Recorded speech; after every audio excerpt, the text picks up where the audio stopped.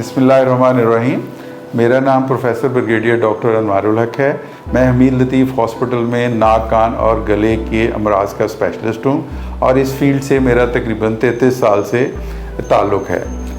अक्सर मेरे पास लोग सर दर्द के लिए आते हैं और उनको ये समझ नहीं आती कि उन्होंने घर पे क्या करना है, किस डॉक्टर के पास जाना है, क्योंकि इसकी बहुत सारी वजूहात हो सकती हैं।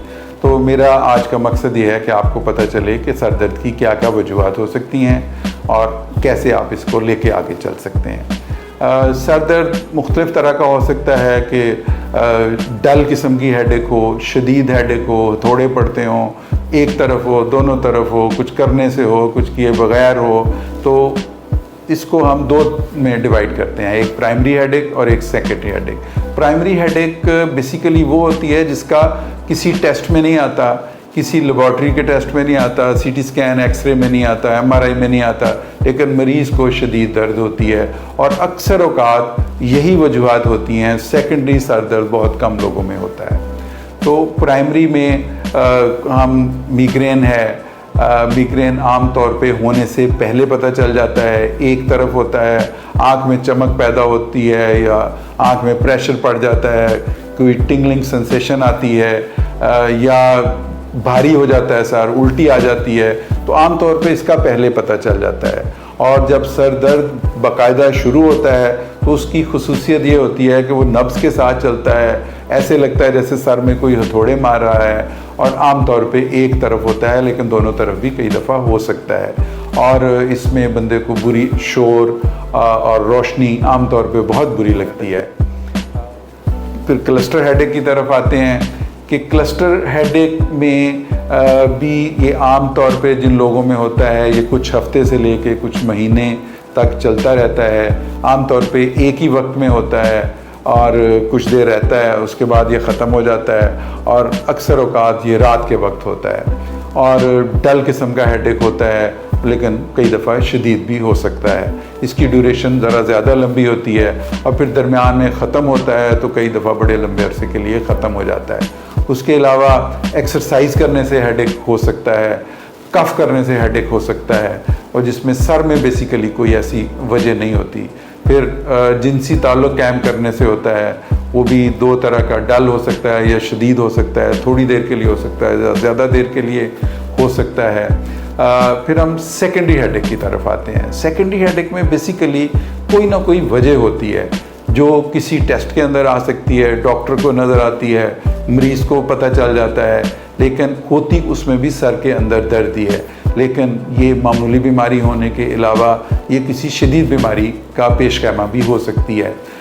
जैसा कि आप समझें कि आप किसी को नाक में और साइनसेस में इन्फेक्शन हो तो उसको भी सर दर्द शुरू हो जाता है। और अगर जॉइंट में हो, ये हमारा जहाँ जबड़े का जोड़ होता है उसकी दर्द हो तो इस पूरे इलाके में दर्द होती है। अगर दांत में दर्द हो तो आपको सर में महसूस होती है। गले में दर्द हो तो वो भी सर में महसूस होती है।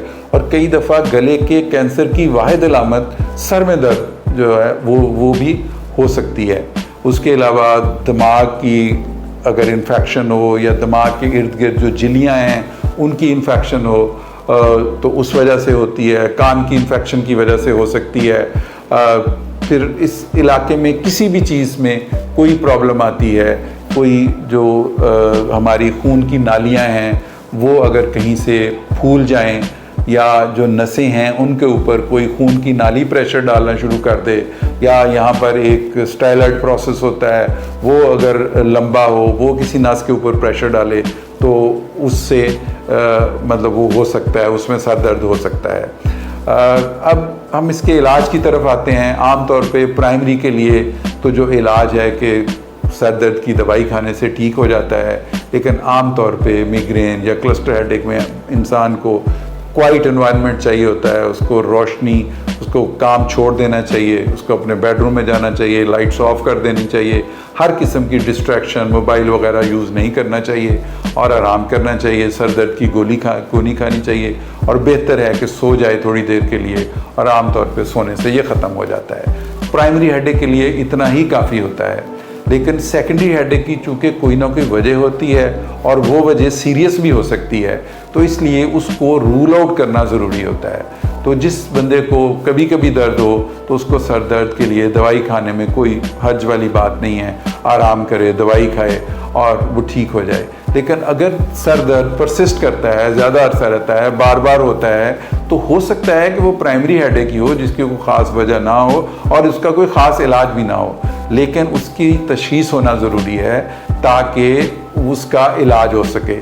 تو اس کی تشخیص کے لیے پھر مطلب ان میں سے اگر آنکھ کی وجہ سے ہے تو آنکھ والا ڈاکٹر کرے گا، کان اور ناک اور گلے کی وجہ سے ہے تو سر والا ڈاکٹر کرے گا، نیورو فزیشین کر سکتا ہے، نیورو سرجن کی ضرورت ہو سکتی ہے، آئی اسپیشلسٹ کی ضرورت، تو مختلف لوگ اس کو دیکھتے ہیں۔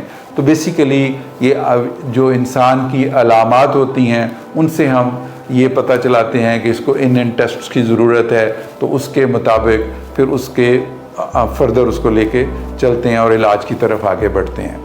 Thank you very much.